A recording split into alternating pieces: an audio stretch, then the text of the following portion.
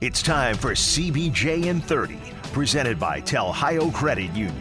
Find us on SoundCloud, Apple Podcasts, Spotify, Google Play Music, YouTube, and TuneIn. The easiest thing to do is tell Alexa or Siri to play CBJ in 30. Here's your host, Bob McElligott. Welcome to another edition of CBJ in 30, presented by Telhio Credit Union. The Blue Jackets are back in action tonight. They'll take on the Vancouver Canucks at Nationwide Arena. The puck will drop at 7 o'clock. The Blue Jackets have won back-to-back games. After winning in Buffalo on Monday, they returned home with a big win. A big win on Wednesday when they shut out the Winnipeg Jets 3-0. I almost said beat, but they didn't beat them. They shut them out 3-0. Elvis Merzlikins getting his first shutout of the season and doing it on home ice. He was spectacular. The Blue Jackets were able to get what they needed. They got a goal early, and Max Domi was the guy that set up Gregory Hoffman for that goal, and then the Blue Jackets were able to ride with that one-goal lead. They would take penalties. They would kill them off. Everything was working just as planned for the Blue Jackets on Wednesday. Yesterday, the Thanksgiving holiday, everybody could kind of take a break and regroup, and now it's back to work tonight, and it's a busy stretch that begins tonight for the Blue Jackets. They'll play at home this evening. They'll travel to St. Louis for a game against the Blues tomorrow, and then it's on to Nashville, Dallas, and Washington next week. Yes, it's going to be busy, and the competition is going to be fierce, but right now, the Blue Jackets just enjoying the moment. Speaking of enjoying, we are now in the holiday season, and maybe you need some help enjoying yourself or helping others enjoy the season. Check out Telhio Credit Union. Maybe it is a personal loan that you're looking for to help you get through the holidays. Maybe you're looking for a debt consolidation loan. Maybe you just want to open a checking account or a savings account. Whatever it is, you can do it with the fine folks at Telhio Credit Union. Go to their website at telhio.org, surf around, and get all of the information on all of the different services that they offer for you. If you can't find the answer to a question and you're doing it during regular business hours, you can go to the live chat option on the right-hand side of the screen, and somebody will pop right up there to help you get the information that you're looking for. Telhio Credit Union has been doing this for a long time, taking care of the people in our area, and now is a time when people really need taken care of. It's the holidays, and they're going to be there for you. Telhio Credit Union is open to anyone in central and southwestern Ohio, and they are federally insured by NCUA. Well, as we get ready to talk about tonight's game, or we prepare for tonight's game, I should say, between the Blue Jackets and the Vancouver Canucks, let's look back a little bit, not just at Wednesday night, but let's look at some of the key players the Blue Jackets have been relying upon here in the last couple of weeks. And to help me do that, I bring in Jean-Luc Grand-Pierre, who is a Blue Jackets analyst for Bally Sports Ohio. Well, Jean-Luc, first of all, what was your Thanksgiving dinner? We actually did not do a dinner. We did a kind of like a breakfast brunch affair because we had some family coming up from Cleveland that attend some stuff later on. So we went with some ham waffles, eggs, quiche, the whole thing. So it was a lot of fun. And then I got to take a great nap in the afternoon. So yeah, can't beat that. Might be a new tradition. Yeah, you're right. You can't beat it because we spent all that time in the morning cooking and getting everything ready and then eating in the mid to late afternoon, and then you're just done, right? Exactly. So one meal for you, one meal for me. But the good news is I was done by 1 o'clock and everybody was out of the house and it was back to the Grand-Pierre Palace just for myself. So I love it. All right. Fair enough. Obviously, it's a good Thanksgiving because the Blue Jackets were able to get a win in their final game before the holiday, and then they're right back at it, of course, tonight against the Vancouver Canucks. But that win against the Winnipeg Jets, I thought it was pretty significant because Winnipeg is a team that had come in and dropped 3 in a row, one of those in overtime, but they had lost 3 games straight, and they're a big team, they're a skilled team, and I kept waiting for them to wake up and break out, and it just didn't happen, and I give the Blue Jackets a lot of credit for that. Yeah, a lot of credit. So Elvis had a great game, so he was solid and that made the save when needed. But for the Blue Jackets, I'm not gonna lie, I was a little bit nervous as far as the physicality of the team. Not that the Jets throw the body around that much, but they're just a big team, so it's hard to defend against a team like that, especially when you have some defensemen that are not necessarily like the biggest guy. But I think as a group, they did a great job. And and then offensively, obviously, they were able to generate with 2 nice goals plus the empty net. So complete 180 from what we saw in Buffalo. Yeah, absolutely. You're right about that. I said this after the game. As a coach, and you know this, you've coached before too, you can put together the best game plan in the world. You can get a plan that you know going in, when you present it to the players, you know in your heart, boy, if you guys do this, we are going to win this game. We don't even have to play it. If you're going to do this, we already know what the result is going to be. But that key is that the players have to execute it the way you have it drawn up. And as soon as you turn it over to them and the game begins, there goes your control out the window. But I thought last night, or on Wednesday night rather, was a good, I thought it was a good game plan, and I thought it was executed well by the team. Do you agree? Yeah, it was a great game plan. You could see that, especially in the middle of the ice, it was the five guys would all kind of get together through a neutral zone, and the minute their defensemen got the puck, you could see them spread back out to be available. And that's one of the key thing you see with disciplined team. And not that I'm making any comparison to the Tampa Bay Lightning that won 2 cups in the last couple of years, but one of the things they change is, you want to play that skill game, we'll play a skill game. You kind of want to play that physical game, we'll play it. That 1-0 game or that 7-4 game. And that's kind of what you saw from the Blue Jackets last night compared to the previous night. So it's kind of exciting to see how that coaching staff and that team can adjust to different teams. Let's talk about some of the specifics, not just of that game, but of what's going on right now. One thing I've found to be almost fascinating in many ways is when you look at the 4 different lines on this team, and that you always can't just go into a game and saying, oh, here they are, 1, 2, 3, 4. I can tell you what they are right now. They change so much. We've seen Jake Voracek's line, and I say that because it had Alexander Texier on it early in the year. Now it has Cole Sillinger centering the line. We've seen that line be a dominant line in a game. We've seen Boone Jenner, after he got moved off the Voracek line, so between Texier and Sillinger was Jenner. But when he got put with Oliver Bjorkstrand and Gus Nyquist, they took off as a line. Then, of course, you had Sean Corrali and Eric Robinson. And when Texier got put with them, that was supposed to be your 4th line, if you will. But they were playing well enough to be a 3rd line, generating chances. And Jack Roslovic and whoever he's played with, which for the most part has been Gregory Hoffman and then blank, because there have been some different guys that have filled in there, they have been losing the ice time. But here in these last couple of games, Max Domi jumps on the other wing on that line. Roslovic has 2 in Buffalo.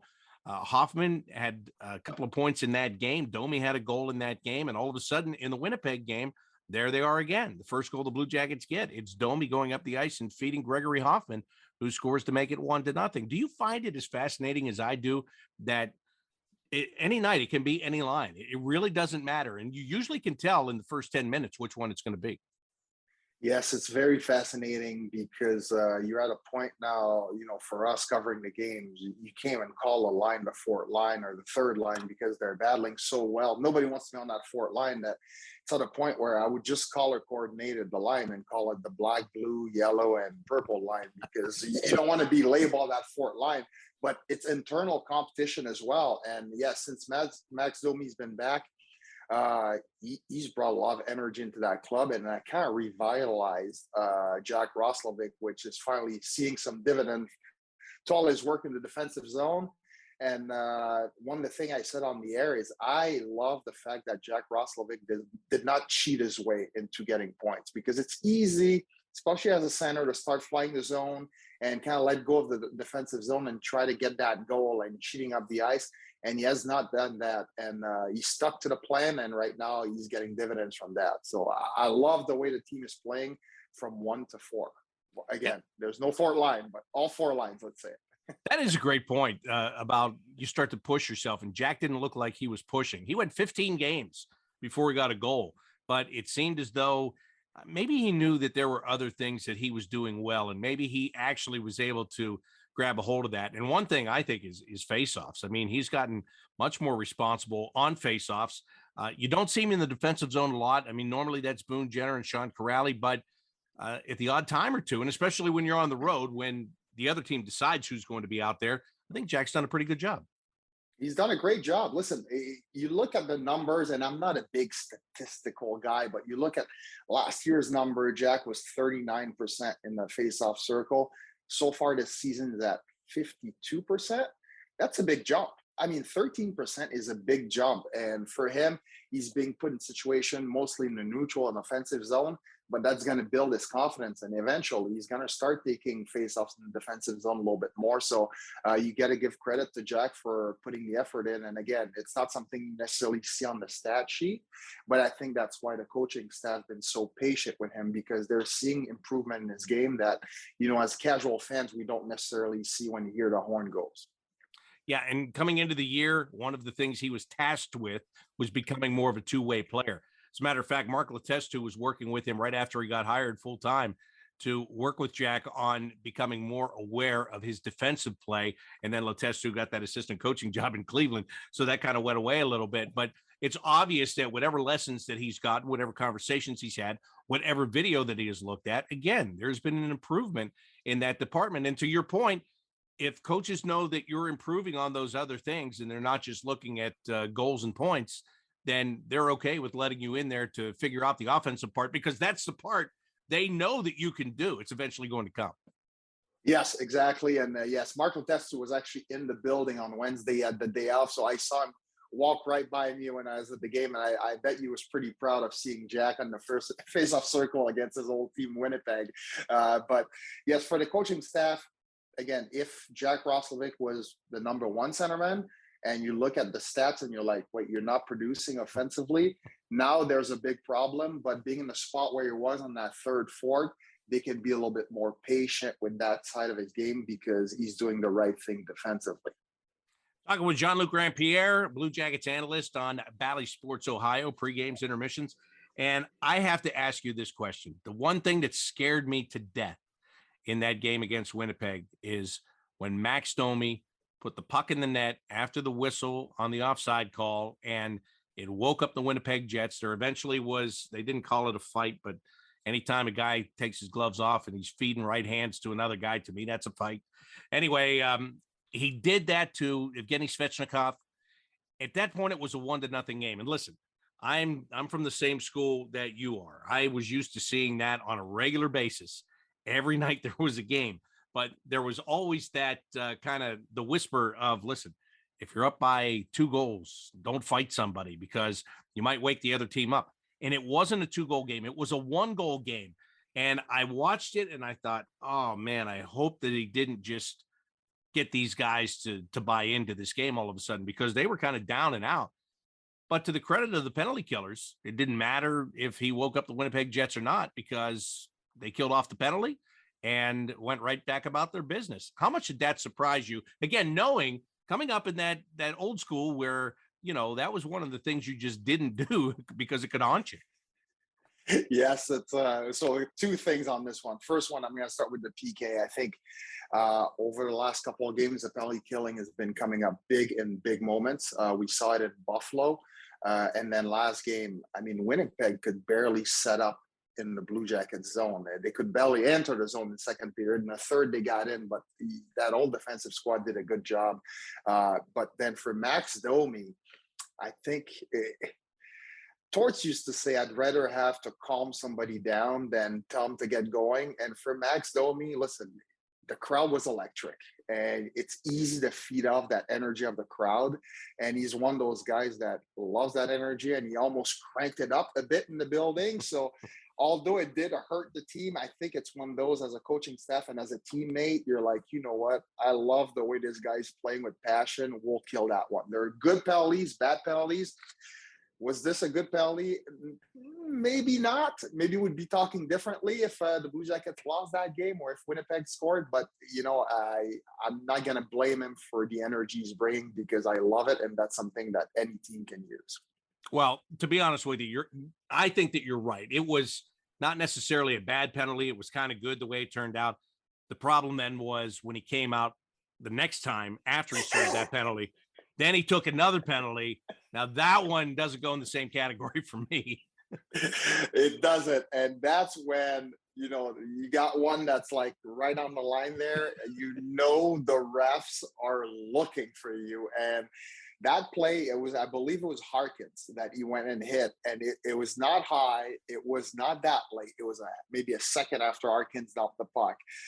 You just have to play the scoreboard and know, listen, I know these refs are looking at me. Let me keep it simple and go with the poke check. Don't finish that hit. So it's something that, typically guys with that kind of experience would know better. But I think Max was just so amped up at this point that, I'm sure when he went back to the bench, coaching staff said, all right, Max, let's just stay on the ice here and take it easy. So I think we both agree on that. Yeah, I think the attitude was probably different the second time he got back to the bench. There's no doubt about that. Hey, I want to ask you about the defenseman, because if you go back to training camp, the question was who's going to play with Zach Werenski and who's going to be on the third pair. Those were the two questions. Well, no question, Zach Werenski and Jake Bean have become quite the pair on the top pairing. But one of the surprises is, going into camp, Andrew Peake, is he going to be able to grab a spot on the third pair? You look where Andrew Peake is right now. He's playing with Vladislav Gavrikov, which has pushed Adam Boqvist to what could be conceived a third pair. And maybe I'm talking about the defense here the same way we're talking about the forwards, where we shouldn't label them whatsoever. Of course, Zach's got to be on the top pair because he plays like 30 minutes a night. But Boqvist is still trying to find his way a little bit here. But what they did, and this happened near the end of the Buffalo game, is they put him out on that first power play unit with Zach Werenski, and it worked to get a goal. It got that second goal for the Blue Jackets, which was huge. What do you think about that? When you look at it, as a defenseman back there and you watch these guys creating, you have no Patrick Laine. If you did, we wouldn't even be talking about this. He'd be in that spot. But what do you see when Adam Boqvist goes out there? What has he made different about that top power play unit? Well, Boqvist is extremely elusive as for a defenseman. He's not a big guy, and he's very good offensively. He's got great offensive instinct, and I don't think he's got a booming shot, but he thinks the game kind of like a forward. He's, I'm looking at the way he skates, everything he does. He's almost like a forward playing defense. And, it brings you a little bit more stability in case there are turnovers. And you go back to the game in Vegas, where it was still the 4 forward, 1 defenseman units. And that could have scored, Vegas could have scored 4 or 5 goals in that penalty kill. And I think that's probably where the coaching staff is like, is it really worth putting a 4th forward there? Let's play it on the safe side with a guy that can play defense. And we've seen Texier take Mark Stone on the PK. It's a big difference, especially when you have a turnover, to have a forward play one-on-one versus a defenseman, and that can cost you the game. And I think that was a great example in Vegas, not only Texier beating Mark Stone, who's a forward playing D on that situation, but for the Columbus Blue Jackets, you're thinking, okay, PP is not firing on all cylinder. What is it really going to cost us to put another defenseman back there? So I like the decision until Patrick Laine is there, then you can put all your eggs in the same basket. Right. And Cole Sillinger was holding down that spot. Max Domi then played it in a power play or two in Buffalo. But, really with Cole, we love Cole Sillinger, but that is a lot of responsibility to be put on him on the top power play unit. And let's be honest about it. When he's out there, if you're the penalty killers, you don't have to watch him the same way you do Patrick Laine. So that gives you the opportunity to kind of pinch off Jake Voracek a little bit, maybe a little double team on him and force him to get rid of the puck, which he wants to hold it and he wants to create. And that's why I like Boqvist out there, because first of all, as I said, he's kept his patience. Like if you come in here in a trade, in a Seth Jones trade, and then all of a sudden you're perceived to be a third pair defenseman, I could see where you would be kind of like, hey, wait, I'm better than that. I've got to push and I've got to show this. I don't think he's done any of that. He was hurt and he bided his time, but he's just waited for an opportunity. And now to me, he's got that opportunity on the power play. You don't have to have an 18-year-old in there with all of that responsibility. And for the penalty kill on the other side, you just put out a guy that they know he's not an 18-year-old guy. They know he's a creative, offensive-minded defenseman, and now they have to play their structure differently, don't they? Yes, they do. Listen, Adam Boqvist only 21, I believe. So he's right, which is kind of insane. So he's still learning, right at the highest level in the NHL. And yes, for the PK, I think the league has changed so much. You used to see guys on the PK that were, just anybody big body that could bang around and was willing to block shots, you would put out there. The level of skills from the first to the fourth line now, you take a guy like Texier, who's killing penalties, or a guy like Eric Robinson, who can skate like the wind. There's an offensive threat on every PK. So if I'm Brad Larson, I can put 2 defensemen why not go for that? Especially if the power play is not doing great, and you know that Jake Voracek may take a few chances that could turn into turnovers, but it's worth it. So I love having 2Ds back there. And then, yes, like you said, once Patrick Laine comes back, it's a different story. You can go with 4 forwards and then just have Zach as hopefully your guy back if there's one-on-ones. Yeah, Patrick doesn't get demoted to the second unit. That's just not going to happen. Not Talking with Jean-Luc Grand-Pierre, Zach Werenski, when you look at him this year, does he look different to you? And he's playing the 26, 28, 30 minutes a game. To me, I see a guy that I think kind of the knock on him was he's going to be your offensive risk taker. And if he screws something up, Seth Jones is going to clean it up. There is no Seth Jones anymore. It seems to me Zach continues to do what he has done offensively. Huge goal last night to give them a 2-0 lead. But I think he's more responsible defensively. Am I reading that wrong? You are not wrong. He's kind of showing the way for Jake Bean, who's another extremely young defenseman who's taken tremendous steps since the beginning of the season. And for Zach, I think he kind of restrained his own leash as far as moving forward. And yesterday I saw it a couple of times where a couple of nice plays where Zach got the puck and actually sent Jake Bean up the ice instead of Zach being the one going every single time. So he looks a little bit more like a quarterback, kind of like what Seth Jones looked like when he was playing with Zach Werenski. But his offensive game hasn't suffered all that much. I think he's just taking less risk. But defensively, you know, he doesn't play big, but Zach Werenski is a big, strong guy. And it was funny because somebody was asking me about the Columbus Blue Jackets and it's like, oh, you know, like I wouldn't fight this guy. And I said, the scariest guy on that team is probably Zach Werenski because he is so strong, but it's a scary strong because you don't expect it. But he's thick, he's strong, and, you know, defensively, you can tell that made a big difference in his game because he's more confident every time he goes in the corner. It was also a big couple of days for Vladislav Gavrikov. He celebrated a birthday just before leaving Vegas and going to Buffalo. He picks up a 2-goal performance in Buffalo. I was joking with him before the game. I said, what are you going to do for your birthday? You're going to score a goal tonight? And he's like, well, you know, he's so Mr. Nonchalant on everything. Funny and entertaining, but I don't know. My birthday started in Vegas. It was already good, you know? And then he goes out and he pots 2 in the game in an empty netter that was really just sick off the boards and all the way down the ice. Then he comes out in the game against Winnipeg, and Elvis talked about this after the game. There was one series where Vlad just messed it up. He turned it over, and then about, 12 seconds later, he is basically diving in front of a shot, just throwing the entire body into it to block the shot. And, Dylan Tyre said, as we were talking about it during the game, he said, that was very David Savard-esque right there. And it was. And, of course, he and David were partners when Savard was playing here the last couple of years. So this guy, when you talk about a guy, you were just mentioning Zach Werenski kind of coming into his own. I feel like Vladislav Gavrikov is also coming into his own here. He knows who he is. He knows what he has to do. And he's the kind of player that if he gets a couple of goals, everybody feels great for him. Don't you think? Yes, he's a guy that last season was a little rough for him, but this year he's come with a completely new attitude. And, we talk about like legacy of players. I think the legacy of David Savard lived in Gavrikov, and Gavrikov's passing that legacy down to Andrew Peake now, which has completely changed his game. But yes, he's a fun guy. You can see he likes to have fun, but he's not afraid to block shots. And it doesn't matter what part of his body he's going to use. He's going to make sure that he can defend really well.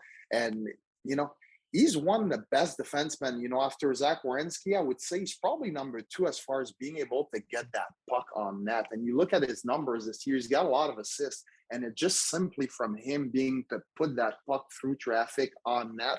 So offensively, no, he's not a rover, but that game is back there for sure. So he's very versatile, but number 1, his defense is great. And you can tell that his teammates just rally around him all the time just because of his, he's infectious. Like, he's just one of these guys, you see him and you just want to smile and laugh every time because Torts used to say, hey, he's not always the prettiest to look at, but he gets the job done. But he's a pretty good defenseman. And that was a compliment from him. That was a big compliment from him. You mentioned Andrew Peake. We saw him in training camp. We saw him playing more physical, trying to earn a spot on this team. But I look back on that now, back in late September, I didn't see him as being, somebody pairing with Gavrikov to be a physical pair, but that's exactly what he's done. He's made himself into that. Yes, he has. And talk about another player that kind of changed his game to just find himself in the lineup and make the team. And he's been taking steps game after game after game. And for Andrew Peake, it was just about simplifying his game, become a little bit more abrasive, a little more physical. And I think playing with Gavrikov really helps him because it's hard for a young guy that played college at Notre Dame. Obviously, he's smart, right? And you're an offensive guy that was running power plays to come into the NHL or to come to the pro and goes like, wait, you drafted me to be a quarterback and now you're asking me to be this physical defensive guy. I'm like, that's not my game. But he's learning like literally on the fly and doing a great job. And listen, you can have a long career doing what he's doing right now. And again, David Solar was the same thing. He was a power play guy, a super offensive guy in the American League, in junior, came to the AHL and he was running power plays, I believe, when Torts got here. And he became a defensive mastermind. And for Andrew Peake, he's figuring it out early in his career, and he's doing a really, really good job at it right now. So you have to admire that because it's not easy for a young player to change his role on the fly, especially if you're hard-headed and you're like, no, I'm going to be a quarterback on the power play. It may come in later, but right now, do what you need to do to help the team and help yourself stick in the NHL. And right now, he's right there. Well, you said he went to Notre Dame. He's a smart guy.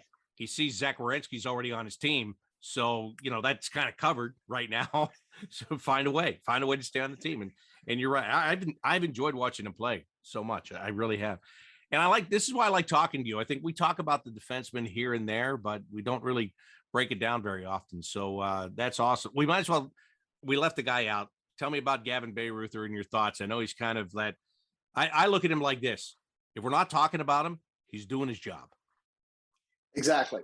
And I had a really interesting conversation with Rick Nash during training camp, and we're talking about the whole defensive squad. And I was like, hey, do you talk to guys like sometime? And he's like, yeah, we send them a message. And I was like, well, what kind of message is that? And, he talked to a couple of defensemen, and it's like, listen, we got enough seam pass defensemen. When he's talking about Jake Bean, about Boquist, about Zach Werenski, he's like, we just want good defense. Be that guy. And Gavin Barrie is another great example of somebody that, yes, we know the offensive skills are there. We know what you can do. But right now, we need that grind. And you don't think Gavin Barrie, hey, he's going to grind me down. But right now, that's kind of like Andrew Peake. That's what he's bringing to this lineup. He's just solid. He keeps it simple. And simplicity sometimes can pay off big time, especially as a coach and you're in a precarious situation. You're sending the safe guy out there. You're not sending the guy that's going to do some backhand sauces in your zone. And Gavin Barrie has found himself a little spot here in this Blue Jackets lineup, and hopefully keeps doing what he does because he looks really good back there with Boquist. Well, with Boquist right now. Right. And he came in, he had to go to Cleveland out of camp, and he waited for a chance. And as soon as that chance came, he's in there playing over some other guys that are sitting and watching right now. The Vancouver Canucks coming into play against the Blue Jackets here. Vancouver, they have been a mess. That doesn't mean that they're not going to win the game because it's the National Hockey League. Even teams that are a mess get victories. You saw the Blue Jackets have to battle in Arizona last week just to win in a shootout, for crying out loud, and that's a bad team. But you got Vancouver. What do you see from the Vancouver Canucks? And if the Blue Jackets play the same way they did against Winnipeg, do they get back-to-back home wins before going back on the road? If they play the same way, yes, absolutely. The Canucks is a very talented team. They have a lot of offensive weapons. It's just not clicking right now. A lot of drama around that organization. They're talking about, maybe changing coaches, who's going to trade. who's going to get traded. In Canada right now, everybody is waiting for something to happen. Kind of like in Montreal. They're like, you have to make a big change because this team is not playing up to its potential. And it's scary to play a team like that sometimes because you never know. One night they can look like Stanley Cup champion, and the next night they can look like, an East Coast Hockey League team playing in the NHL. So for Blue Jackets, you have to be careful. I think they learned their lesson in Arizona, in Buffalo. These are teams that were kind of struggling, and it was not easy games. So I think they'll be ready. Hopefully, a good Thanksgiving. But for the Vancouver Canucks, they'll want to get 2 points in the Nationwide Arena on Friday. And that's why I think a game like this against a team that could be dangerous, having that last line change can be a key because Brad Larsen's going to get the matchups that he wants. It's like against Winnipeg. It was very obvious, who he wanted against Pierre-Luc Dubois' line. He was going to get Jenner out there. And when you're at home, you can do that. You can pretty much do it all night long. When you're on the road, that's a different thing. So he'll have that opportunity again tonight. Yes, he'll have that opportunity. And the Vancouver Canucks, although offensively talented, that's going to be another team that you want to take advantage of physically because they're not the biggest team. And hopefully the Columbus Blue Jackets can do that, especially, the Peake, the Beirut are there on the back end. And obviously, a little bit of sprinkle, a little Max Domi in there just to get things going at the right time, please. But yes, I just love the energy of this young team right now. Yeah, that's great. All the Canadian turmoil will roll into the building as the Blue Jackets take on the Canucks. The rumors, the complaint. You know what I like? I like when the Canadian media comes in and they're just sour, right? They're sour about the whole thing. I was talking to some friends that I've known for a long time before the Jets game there. They're like, this team can't score. They stay to the perimeter. And I'm like, they got 6 guys who have double digits in scoring here. I mean, you're not going to keep them quiet forever. But then the Blue Jackets did keep them quiet forever. So, but I love when those guys come in and they're all sour about their teams and they want everybody fired. And they want to change everything but the uniform colors, right? You know what? That's the one thing. If you have a team in Canada, I mean, it's very similar in this market to what we see with the Buckeyes, right? The Ohio State Buckeyes. It's like, you win a game and, you only beat them by 14. It's just not good enough, right? It's just like we expect to win every single game.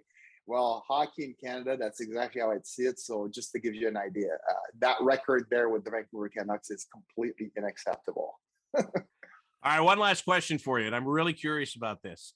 I know that you listen to this show religiously, but now since you were just part of the entire show, do you still listen to the show? I probably will listen because I'm sure there'll be some questions. I love the voice questions. So no, I mean this particular show. You're going to listen to yourself again or no?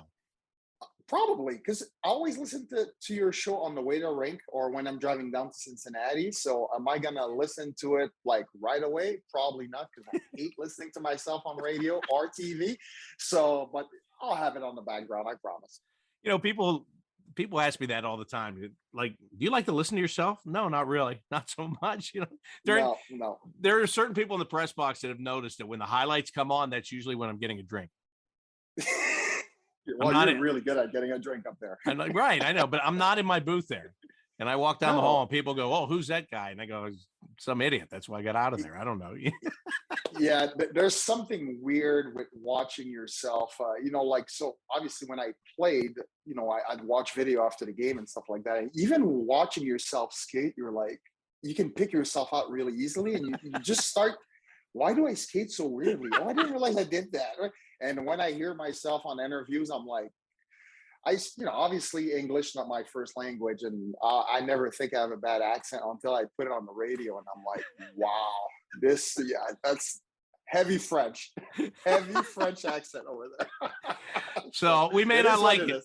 We may not like it, but that's why we have to do it, so we can make ourselves better. So that's how it goes. Thank you very much, my friend. I appreciate it. Thanks for taking some time out of your Thanksgiving celebration for me, and can't wait to see you at the rink. All right. See ya. Thank you. That is Jean-Luc Grand-Pierre. You'll be able to find him on Bally Sports Ohio tonight. He'll be on at 6:30 with the pregame show. He'll also be on during intermissions and the postgame show. And the puck will drop at 7 o'clock at Nationwide Arena. We'll be on the Blue Jackets radio network starting at 6:30 tonight as well. Dylan Tyre has the pregame for you. And then I will join you at 7 o'clock when the puck drops. And if you're in Columbus tonight, you'll be able to find us back on our flagship station, 97.1 The Fan. There have been a lot of conflicts lately because of Ohio State football and basketball, but we are back on The Fan tonight and tomorrow, so make a note of that. We'll also get it out on our social media channels, again, to remind you as the day goes on. But it's the Blue Jackets and the Canucks' first of two meetings this year and the final game of this quick two-game homestand at Nationwide Arena. That's going to do it for today's CBJ in 30, presented by Telhio Credit Union. Until tonight, I'm Bob McElligott saying so long.